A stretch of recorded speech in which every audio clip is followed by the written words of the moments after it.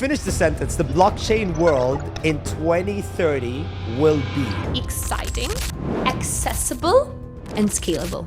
Can be the smartest person in the room. We can speculate where Bitcoin will go, where whole markets will go. But if Trump wakes up tomorrow and decides to stop the tariffs or add additional 200% of tariffs, that's it. So realistically, it showed us how little power we have over everything what's happening, not even in crypto space, but in whole financial markets.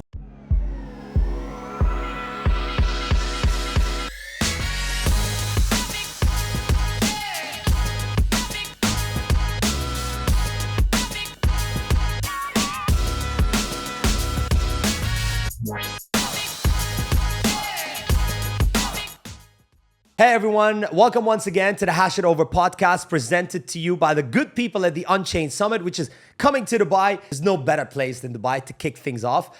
And then we're gonna bring it back to Dubai in October. This has just been announced. And then the third edition of the Unchained Summit is happening in India sometime in December. If you wanna find out all the ins and outs of the Unchained Summit, who's talking, who's on stage, who's off stage, who's exhibiting, if you wanna get your tickets, unchainedsummit.com for all the details. So enough of the Unchained Summit right now because we're here for a different reason. I'm here to introduce myself first. My name is Saif, by the way, and to introduce my guest who took the time out of her very busy schedule because she does 1.5 million things, right? And she came here to speak to us on the podcast. Laura, thank you for being here.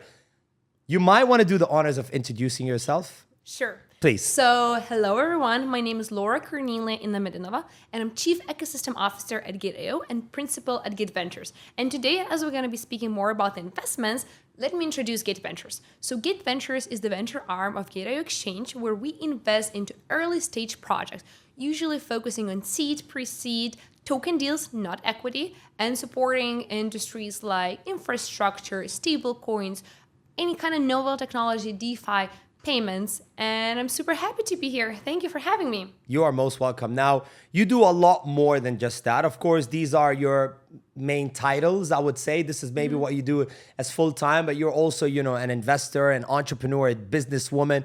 You're literally everywhere, and we've just spoken about it off air. You're truly paving the way for female entrepreneurs, especially in the tech space, right? And you don't see that many of them, I have to say. I mean, at least I haven't witnessed many. Women. We need to have more women in the business. Now, how did you get pulled into the space? Was it more of like, love at first sight, or was it more of a gradual process?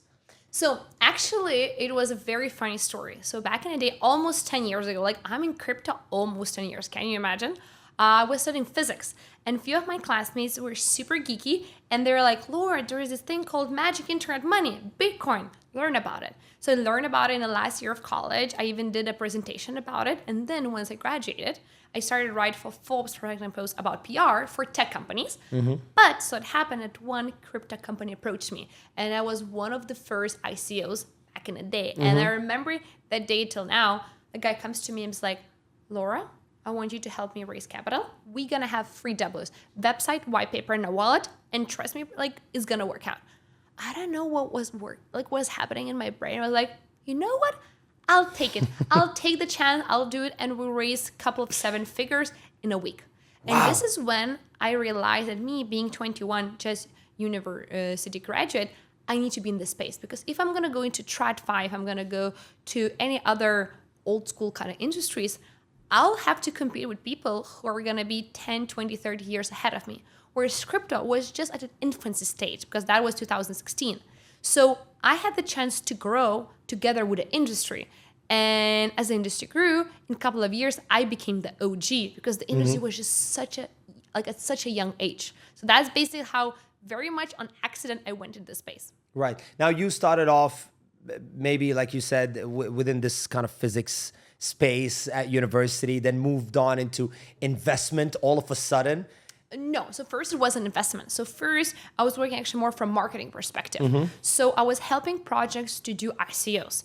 That would be building a community. Back in the day, we'd still write white papers. We would post stuff on like social media, Bitcoin talk, and so on. I was first working as a freelancer, and then it kind of grew into running a marketing agency. So from just me being alone, I grew at the agency. At the highest peak, we had around 30 employees. Wow. And we were focusing on just helping project launch, build communities. And then so it happened is as you were running an agency, you get a lot of tokens. And some of these tokens did very, very well. And I realized you can charge good money for marketing services, but investment, this is where the money is. This is where the true ROI stands. So I kind of pivoted. I still have the agency. I'm not running it anymore. I have an amazing CEO who does that. I pivoted to basically investing first as an angel investor. And then I also started to invest through Illuminati Capital. That's a venture capital firm based here in Dubai. And then later, that happened last year, I got invited by Gate.io to join their venture arm. That's, one of the biggest exchanges in the world. Like, how overwhelming was that when you first got the call? Hey, are you interested to be a part of a huge exchange such as Gate.io? So basically, I knew some of the partners who were at the venture arm. And actually, it wasn't just like one call. It was more a gradual conversation, building relationships. They were doing one event in Dubai last year in spring, and I helped them to host it. I met the founder and all the other management team. And then when they needed more people, they liked that I have this Western understanding of the space, of the market. I have that relationship and that access that they were lacking. And it wasn't just that I had investment perspective. I also had a marketing perspective. And in this space, go-to-market matters. You need to launch projects in a way that they actually perform for investors to get the return on the capital. So I had that understanding as well. So that kind of my combination of all these know-hows and services I was providing before helped me to be relevant for this specific position. And then, it wasn't like, hey, one call, hey, Laura, let's join our team. It was more obviously. like, what do you think? How do you see it? We talked a lot about the vision I have on investments, how they see it as well, where I made my personal investment. And it was more like mutually established relationship that it made sense for both parties to kind of join forces. Okay. And even though I work for a company, I really feel like it's a collaboration, it's a partnership rather than an employee, employer. Okay. Exactly. I don't feel that way. I really feel like, especially when it comes to venture arm, I come with my know-how and I'm being listened to, and I can have a conversation where we're going with our investments, what kind of companies we invest in. And even if I bring some that we decide not to invest, I really understand the reason behind it so I can learn as a professional as well. Right. So it wasn't based on your narration. It wasn't really love at first sight. It was a gradual and a natural progress, I would say. Yes, exactly. Okay, that's cool. Now, best relation are those who start as a slow burn rather than being love bombed. Well, I'm not sure about personal relations, but maybe business relations. That's, yeah. Now, when it comes to investment, you spoke about how, you handle a lot of the investments when it comes to, Gate Ventures. What key factors do you consider when evaluating a Web3 project for investment? Do we have like 3 hours to talk about it? Oh, okay. That's going to be such a long conversation, but I'll, of course, kind of narrow it Main down. features. Main features. So to give you a context, every week I review at least 100 pitches. Every week. Wow. And that's just me. Plus we have analysts, we have other team members. So the inflow of companies we're getting is just insane. And thing is, I would love for us to be able to invest in all of them. Unfortunately, we have to pick the right ones. So the key thing, what we're looking for, number one, is novelty. And this means you cannot be fork of something. For example, if there was a successful lending protocol on Solana and now they're building same thing with Ethereum, it's not novel. So key thing is novelty. What you're building was not built before. You cannot have a product that you just took someone else's success, added a couple of features, and you say it's novel. No, it's not. It has to be somehow redefined, redesigned, whatever way something's being built. Some might disagree. Some people go with the saying that I'm not trying to invent the wheel, I'm just trying to make the wheel better. Yeah, but the statistics maybe that's your strategy. But statistics show that usually these products don't perform. Yeah. That's the problem. So that thing first is novelty. Number two is experience in the space. If you are a first-time founder who doesn't have any kind of crypto experience, going to VC straight away is not a good look. You should go first to accelerator. You should find some angel investors, some mentors. And if you're approaching VCs, VCs want you to have some sort of experience, some sort of track record. Because in the end, what people fail to understand that VC investment is not a charity. It's not a grant. We're not just giving money away for you to play it. It's basically a very high risk loan you are betting your reputation on. So if you go in a bank and if you don't pay the loan, you default. Here, if you raise money from investors and you fail as a businessman, you lose your reputation because no one's going to invest you a second time. So it's a very, very expensive And you're not loan. able to pay them back because you decided to invest. Yeah. Exactly. So you're basically betting your reputation, your name at it. And sometimes it's better to take money from bank and just, default rather than ruining your name. So track record and reputation matters. Number 3 is understanding of the space. So do you know what's your go-to-market? Do you know how you're going to be acquiring users? Who is going to be your user? Who's your target audience?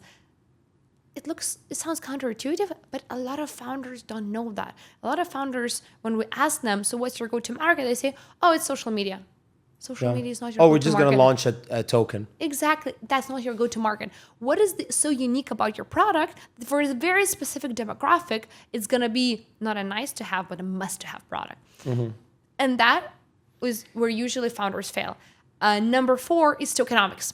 Right now, everyone was expecting bull market to hit. It didn't really hit. And now we're in this phase where we're kind of probably going to have a bear market. Yeah, 100%. And then when founders come to us with evaluations of hundreds of millions, with tokenomics saying we're going to get 6 months cliff and then 24, 48 months vesting, I look at this and I'm like, how are we going to make money? Founders forget that VC is not a charity. It's a business where we need to give multipliers. We invest our own prop capital, but a lot of VCs have LPs. Basically, they have bosses. So there, if the tokenomics don't make sense and we're going to be locked for next 3 years, I need to ask myself, is the team that good? Is the product that good? It's going to be relevant, not now, but in 3 years' time. And when we're going to get these tokens, we're actually going to at least get our principal back or even make some multipliers. Yeah. Which actually brings me to the reason, one of the features that I look at personally when I decide to invest in any project, it's sustainability, which is tokenomics. Okay, now you're going to launch, and obviously it's a new project. You're spending a lot of money in marketing now, but no one thinks about, do I have enough money? Do I have enough allocation to invest in marketing in 3 months? What's going to happen in 6 months, 1 year time? And another thing, just a spin-off from this story, one of my friends, he's always been working in the traditional finance space, and he just moved into kind of a blockchain firm that was launching their own token. I don't want to go into details about it, but he's excited. He's new to the crypto space, and he knows that I'm somehow involved in the space. And he was like, "Bro, we're launching this token. Trust me, you need to invest in it. As soon as you invest, it's gonna shoot off." And I was like, "Bro, trust me, you don't know when a crash is gonna happen, and it might happen on the same day. I don't do this. I'm sorry, I'm out." And literally on the same day that they've launched, that huge crash that happened a couple of weeks ago, and I'm like, there you go. So it's really interesting. Now, you're of course a founder. You're a speaker, an entrepreneur. You carry huge, very responsible positions at Gate.io. What would you say is the position that fires you up the most as Laura?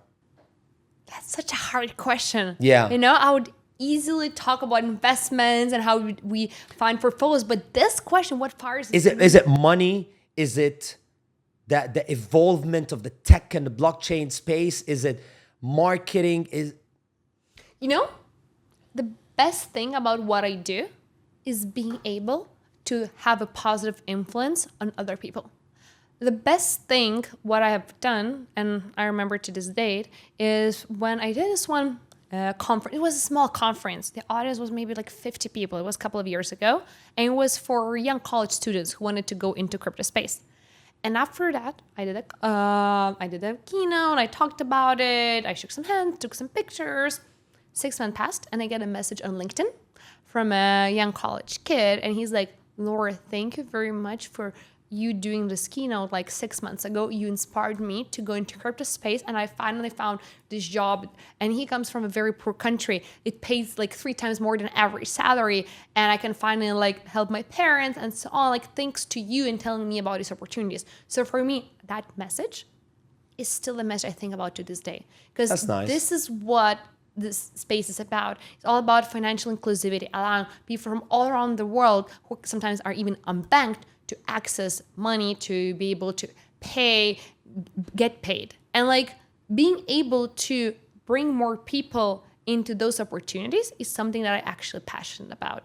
And that could be through me doing a podcast like this, sharing my knowledge. It could be me speaking conference, or just supporting a business who is, for example, focusing on Africa and bringing more opportunities there, or let's say in Southeast Asia. So it's actually making some sort of difference rather than the positive just the impact money. that you could have. Than just the money. Because, you know, in credit space, there's too much money. Like, it's not something that excites you that much anymore. Yeah, okay.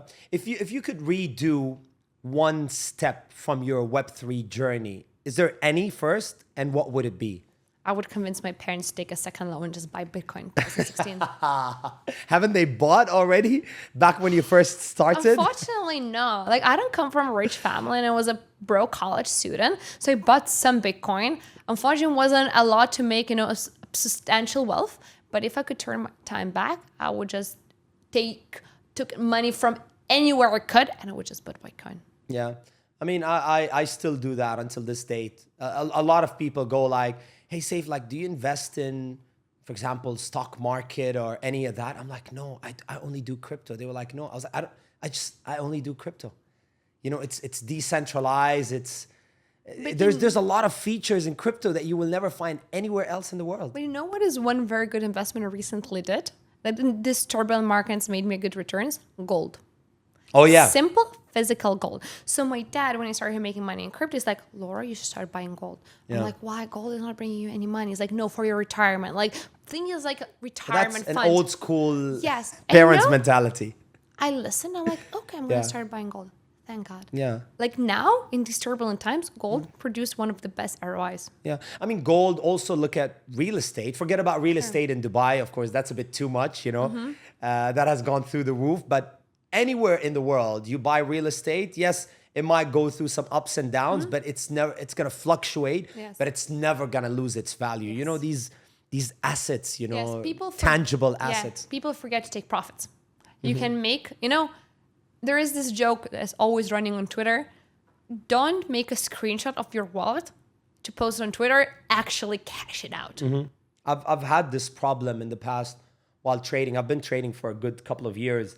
And now I will never repeat that. Every profit I make, I move it into an account, cash it out. Yes. You have to enjoy your profit, because you'll just be dwelling on profits. And then, like you said, bear market, and it's just not right. Just take profit. Yeah. You make profit, you take it. Even 10% profit is better than you're in a drawdown. 100%. Speaking of investment, what's your take from, you know, the growing interest of, you know, I would say traditional financial institutions coming into the crypto space, like Fidelity, for example, BlackRock, and all of them people now are showing huge interest in the crypto space. Are you with, against? I love it. Does it really cause any clash? No. So one thing, well, I was very happy about ETFs being approved, and like a lot of pension funds are going into that. What is a pension fund? Pension fund is basically a fund where people give a small percentage of their earnings for the future pension. What does it mean? It means that it's infinity money, because every month as people get paycheck, they deposit a small amount in a pension fund. And if their strategy is to allocate even 1% to Bitcoin, it means every month they're going to be buying Bitcoin indefinitely. So for me, big institutions come in, it's a very good signal saying that this industry is maturing, and we need mature industry. We cannot have an industry with huge ups and downs. Huge volatility is never good. I mean, yeah, you can make 100x one day, but then you can lose everything for the next. Whereas these institutions and this extra liquidity gives you a bit more stability for serious players to come in. And when I first started in crypto in 2016, everyone was like, oh, so you're working in that space. What is that It's still space? seen as that space. But it's getting better, because these 100%. institutions are showing that, hey, there is actually amazing opportunities from blockchain as a technology. Plus, we have Europe, MiCA coming in. I think it's amazing. We need regulations. We need for consumers to feel safe and protected to be able to enter this space and use it. Whereas before, when there was no regulation, yeah, we would hear these stories of people becoming rich overnight, but then how many stories we haven't heard of people getting wrecked because there were no regulations? Plenty. Exactly. But don't you see a risk of centralization in a predominantly decentralized space when we're talking about these traditional institutions coming into the space? The magic of crypto, if at any point we will feel like one currency becomes too centralized, it's either going to fork or there's going to be another currency people are going to switch to. Okay. That's a good way to kind of put it in. How would you explain the crypto or the Web3 space to your grandma? What would you tell her? Magic internet money. It's a magic internet money. Magic internet money. Exactly. What if she doesn't use the internet? Well, she knows Then what internet is. I think internet, or the thing that grandmas understand, so it'll be like, it's basically magic money on internet, same thing as a real one, and you can use to pay for things. That's it. Okay.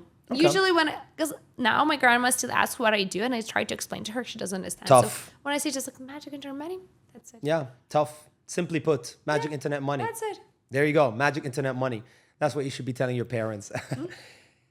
If, God forbids, you quit your job, right? And you decided to launch your own Web3 project, what would it be called? And what would the scope of this project be about?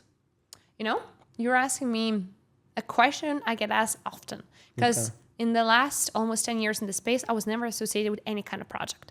I ran a marketing agency and invested. Right now, I'm associated with the exchange and the venture arm of it. And the thing is, as I'm in the space for so many years and I've seen so many founders, their mistakes, I feel like I need to be so crazy to launch a project because it's so hard. You know, the thing is, Tough. a lot of these first-time founders, they don't know what they don't know. And that's the magic of it. Because they come into the space being a little bit naive, like your friend, thinking it's going to be great, it's going to be amazing. They have so much passion, so much energy. And that energy drives them very, very far. And of course, they stumble, they fall down, but they still pick up because they have this energy. Whereas me being in space in 10 years, I feel like I'm tired in the sense that I've seen so many businesses and I've seen so many great ideas fail that I don't know what kind of idea I need to come up with to be like, you know, this actually works. And I want to put my energy, my reputation, everything on embedded on that one thing. I have no idea. Like right now, I see the only thing is investing, advisory maybe, and kind of spreading yourself across different projects. But even the project we invest in, I see every project comes to us and I see potential risk. I see potential problems. Like I just seen it. Is there so repetitiveness in the project? Yeah. Yes, that's the problem. Like right now, after I probably just from the marketing agent perspective, we worked with 300-400 different clients, and when I was still fully on the agency, after a certain time, I would know what kind of problems they're gonna have. During the first onboarding month, I could already know within like 99% certainty if the product is going to be successful or not. You start to see the pattern in founders, the pattern how they interact, their process, everything. You start seeing these things. And then it's like starting someone myself when I know how hard it's going to be and how many shit you have to go through. Yeah. You know, when I'm going to make enough money, I'll probably just going to do some yield farming, get like 20% APY yearly, and then have an estate. I'll have horse riding and just have horses. And just but that's the thing, Laura. That's one thing I always tell people, that you know that there is such thing that exists out there that makes you, in the crypto space, makes you this amount of passive income. But millions, tens of millions of people out there have no idea. Good. So we make more passive income then. Because the more TVL we have, the less returns are. So that's good. Let's keep some of the things. Yeah. You know what's funny? Back in the days, right? When I first kind of started trading, I was very big on the project FTM, right? Which is now changed to S. I guess it's called S now. But anyways, so my friend who was always kind of trading with me and we were kind of exchanging ideas and stuff, We started following them everywhere and finding out exactly what they do. And then he was like, just all of a sudden, he was like, oh, we should launch our own project. And at that time, I was already in a much more kind of progressed stage in this space. And I'm like, dude, people don't understand how tough it is to launch your own product. It's like launching Emirates Airlines in the blockchain space.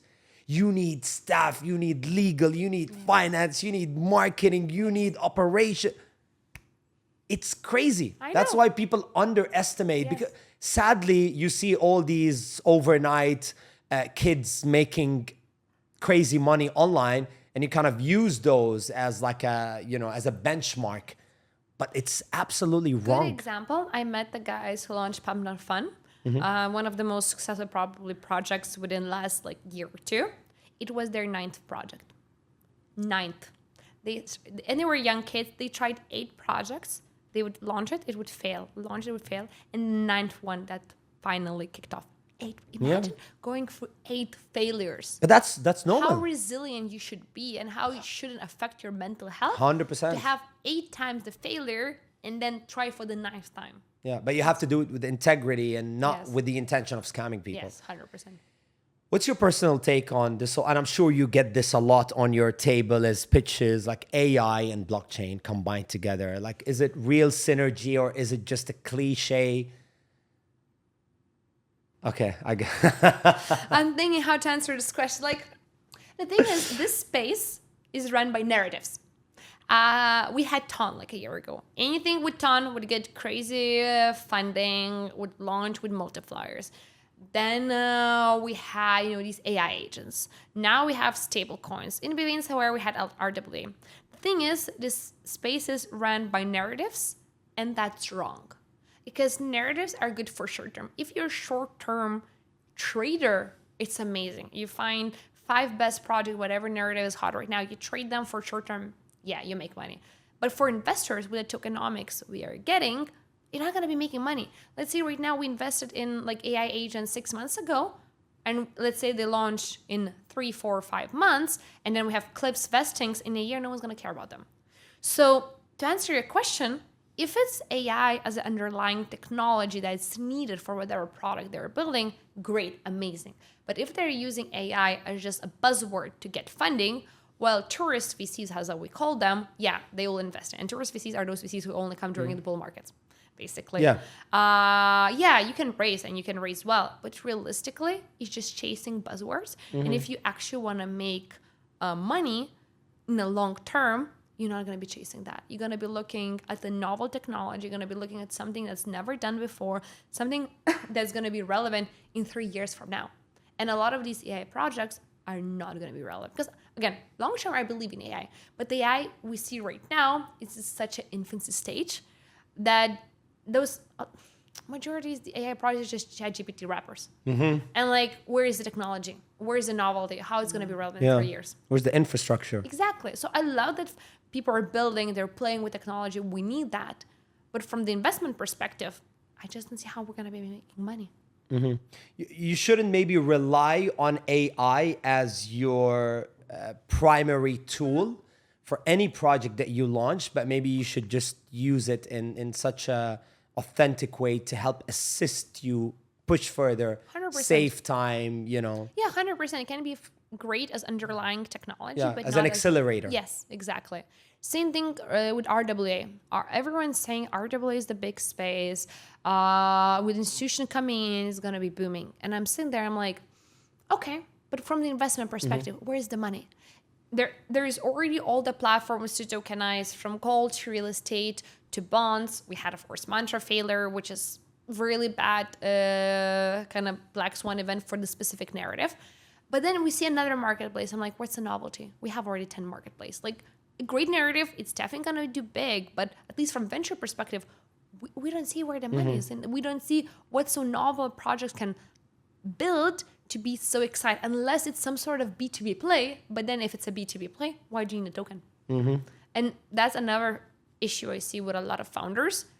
They think they need a token, when in reality it can be just a great B2B, sometimes SaaS blockchain project, have a good sales team, build client base, make revenue, make profit. and they get entangled into this token, which is nice to have and not even have some sort of utility. And then they dilute their focus. And in the end, token doesn't do well because it's not needed. And then they can't focus on the product because they're thinking about the token price. Right.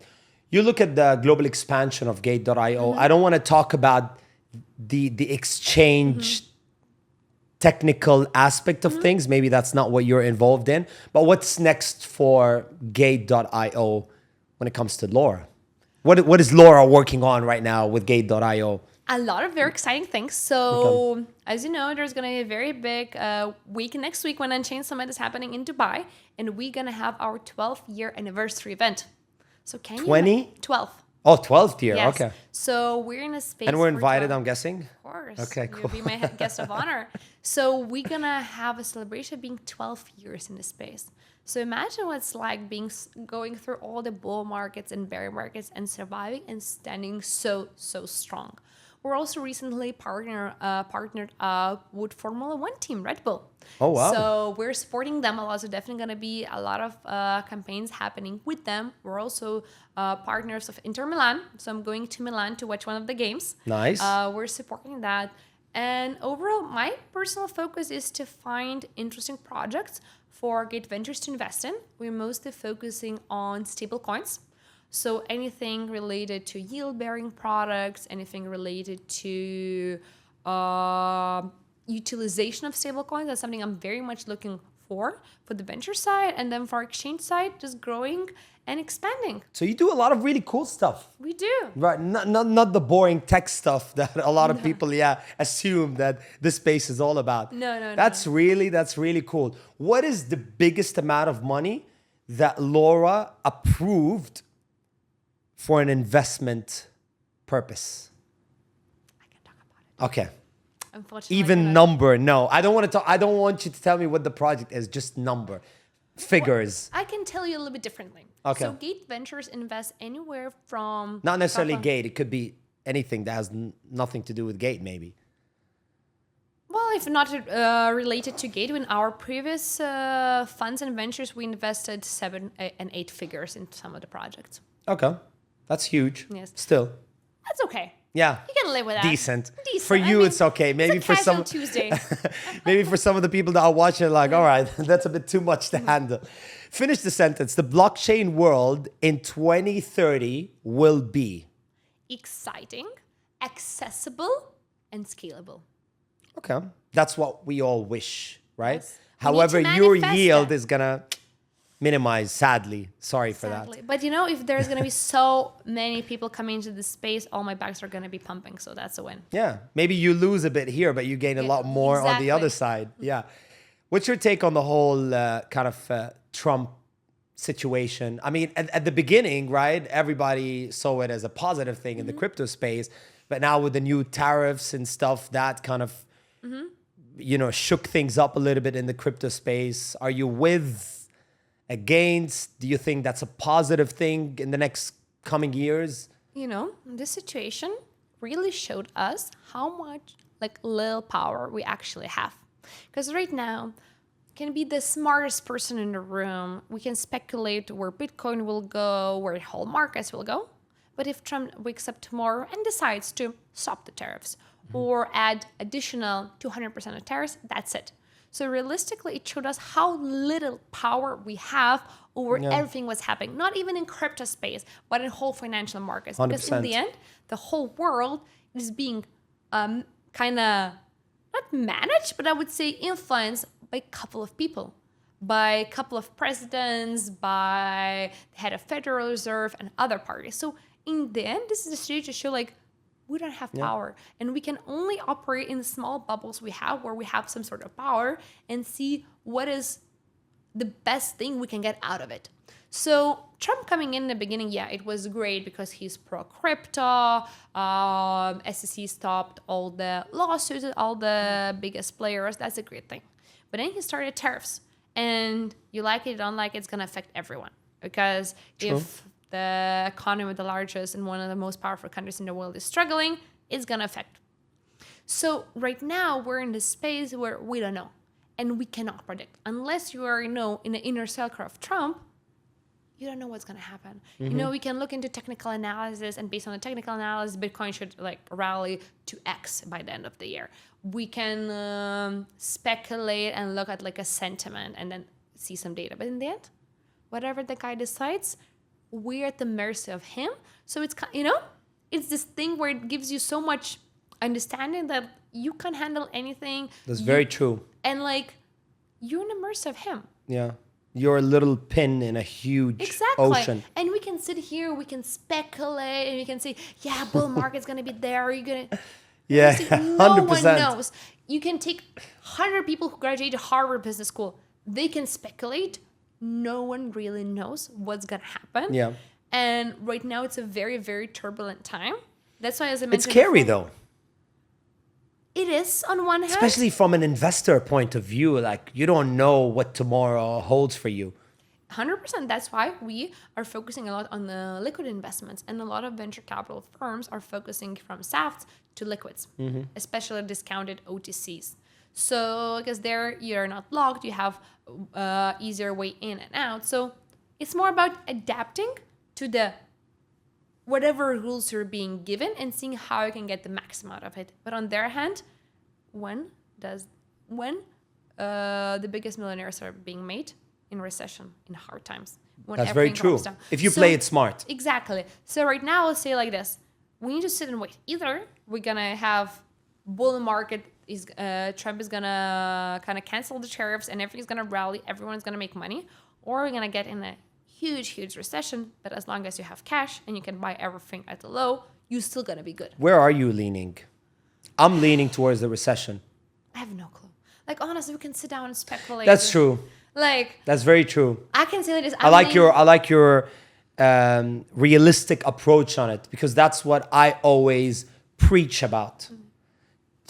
Talk. At the end of the day, in one press of a button, things could go the other way. Yes, exactly. Yeah. I mean, if I could read Trump's mind, and I could answer the question. Oh, don't we all wish? Yes. What future trends are you looking for in the next couple of months? Do you think there are certain trends that you as an investor or someone who manages big amount of money, you look for? Like, okay, this is what's gonna kind of strike, because you do have to kind of predict. Stablecoins. That's the only thing I'm betting on, because right now it's for the last couple of months. So usually stablecoins market cap would usually correlate with people entering crypto. So stablecoins could be kind of like a gateway for people to buy first stablecoin, then buy whatever, Bitcoin, all the altcoins. But for the last couple of months, we didn't see this trend anymore. So now people buy and hold stablecoins. They use them into their everyday life, from like getting paid to doing cross-border payments and so on. So anything stablecoins is definitely going to be a big narrative that's going to produce capital. So that's one thing we're looking into it. Number two, RWAs, but not necessarily from investment perspective, because there's not a lot of places to invest in, more as an interested in general. So if there are players who are doing something in the space on the liquid side, a thing like Mantra, but without the failure, that's what we'd be looking into. Number three, anyone who's solving a very, very niche problem that is too small to be affected by the whole world crashing down. So I'm talking in very ambiguous terms, because there is no one specific thing, but basically someone who's solving something that is small enough, but still significant to make you good multipliers, but it's not going to be affected by the economies crashing down. Okay, that's a good approach, I would say, from an investment point of view. You do a lot of traveling. You call Dubai home for a couple of months during the year. What's your take on Dubai? I love it here. I'm a resident here. I love coming back. Like, summers are very hot, so I'm usually going back to Europe. From a blockchain point of view. Well, I can just praise I mean, you can talk about your personal life, sure. We have enough time for that. Yeah. Overall, I love Dubai. I feel like this is one of those places where a lot of Europeans and Asians come. So it's definitely not a place for Americans. Usually choose Puerto Rico for tax minimization reasons, whereas Europeans choose Dubai. So I meet a lot of interesting founders here, especially investors. Do you get a lot of pitches from here? Yes. Out of curiosity. Yes, I get a lot of pitches, but usually it's not the quality pitches. Okay, interesting. Interestingly, we haven't invested at all in the region. Okay. The region itself, from the founders' perspective, is at an infancy stage, but there is a lot of capital. So a lot of founders come here to raise. There is a lot of sovereign wealth funds. There is a lot of family offices overall. Private investors. Exactly. So people come usually here to raise capital rather than build. Okay. But overall, We should change that. Step it up, kids. yes, but the problem is Dubai is very expensive. And if you're an early stage founder, it's a very expensive place to be. Usually people come here where they're already established company and because they just need capital to be comfortable here. Whereas Southeast Asia is much more cheaper to be, especially if you're just like starting out your business. You're speaking my mind. I love it. I love it. Amazing. Now, you are speaking at the first edition of the Unchained Summit. What an honor.